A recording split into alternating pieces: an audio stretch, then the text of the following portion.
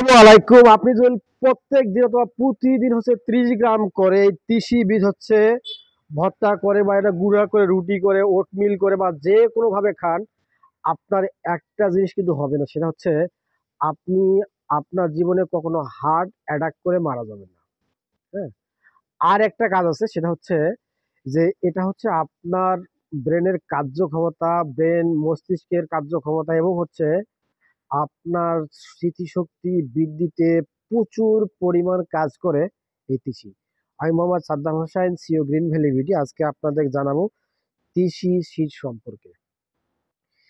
তিসি এটা আমাদের বাংলা শব্দ, এর বৈজ্ঞানিক নাম লিনাম ইউসিটা সি টা টিসিমাম। হ্যাঁ, মানে এটা একবারে একটা বড় শব্দ। মানে এটা এর বৈজ্ঞানিক নাম মানে লিনাম ইউসিটাটিসিমাম। হ্যাঁ, এটা বড় একটা শব্দ। এরা মিশর এবং আহ, মিশর এবং বিভিন্ন দেশে এটার প্রচুর পরিমাণ চাষাবাদ হয়ে থাকে। তো এটার সব থেকে বড় গুণ এটাতে প্রচুর পরিমাণ ফাইবার থাকে, এটাতে প্রচুর পরিমাণ অ্যান্টিঅক্সিডেন্ট থাকে এবং এটাতে প্রচুর পরিমাণ ওমেগা ফ্যাটি অ্যাসিড থাকে।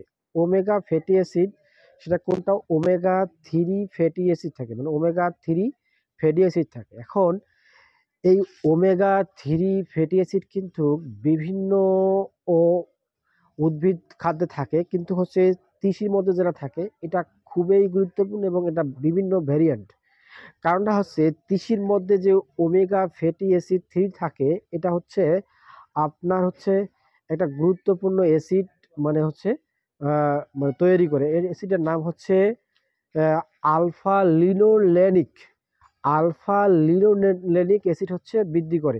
এই আলফা লিনোলেনিক অ্যাসিডটা যে আপনার শরীর থেকে উৎপন্ন হয় না, এটা আপনি খাদ্যটা খাবেন সেই খাদ্য থেকে উৎপন্ন, অর্থাৎ আলফা লিনোলেনিক অ্যাসিডটা উৎপন্ন হয় ওমেগা ফ্যাটি অ্যাসিড থেকে। বুঝতে পারছেন?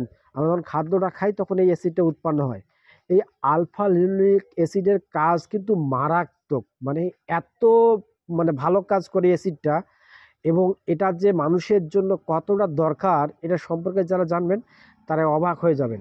আর সেই আলফা লিনোলিক অ্যাসিডটা আপনি পাবেন এই তিসির মধ্যে বা এই তিসি বীজের মধ্যে। এই আলফা লিনোলিক অ্যাসিড কাজ এটা আপনার ব্রেনকে কর্মদক্ষতা তৈরি করে, মস্তিষ্কে কার্যক্ষমতা বৃদ্ধি করবে এবং আপনার যে হৃদরোগ আছে বা হার্ট অ্যাটাক, এই হার্ট অ্যাটাকের ঝুঁকিটাও অনেকটা কমে দিবে এই আলফা লিনোলিক অ্যাসিড। হ্যাঁ, তো এই জন্য এই অ্যাসিডটার জন্য আপনার খাওয়ার জন্য আপনাকে অবশ্যই এই তিসি অথবা চিয়া সিডের মধ্যে প্রচুর পরিমাণ ওমেগা 3 ফ্যাটি অ্যাসিড আছে।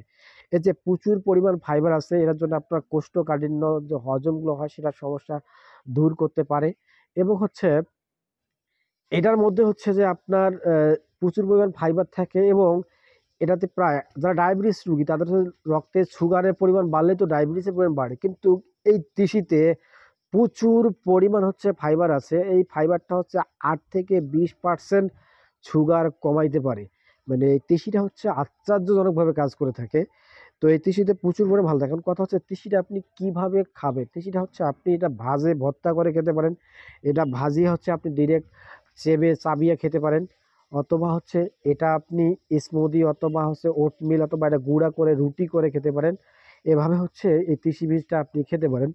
এই তিসি বীজ খাওয়ার কিছু নিয়ম তো আপনাকে বললাম, কিন্তু এটা আপনার আবার অনেকে যাদের একটু গায়ের চুলকানি, ফোসা বা ফুলে উঠে যায় এমন যারা রোগী আছেন তারা এই তিসি বীজটা খাওয়া ঠিক হবে না। এছাড়া যারা গর্ভবতী মা আছেন, আপনাদের তিসি খেলে মারাত্মক ঝুঁকির মধ্যে পড়বেন। আপনারা অবশ্যই ডাক্তারের পরামর্শ নিয়ে খেতে পারেন। তো আজকে আমি আপনাদের জানালাম তিসি বীজ সম্পর্কে। যদি আপনাদের এই ভিডিওটা ভালো লেগে থাকে তাহলে আপনারা ইনশাআল্লাহ একটি লাইক কমেন্ট শেয়ার করে পাশে থাকবেন।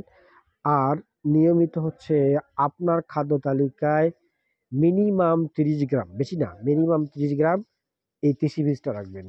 আসসালামু আলাইকুম।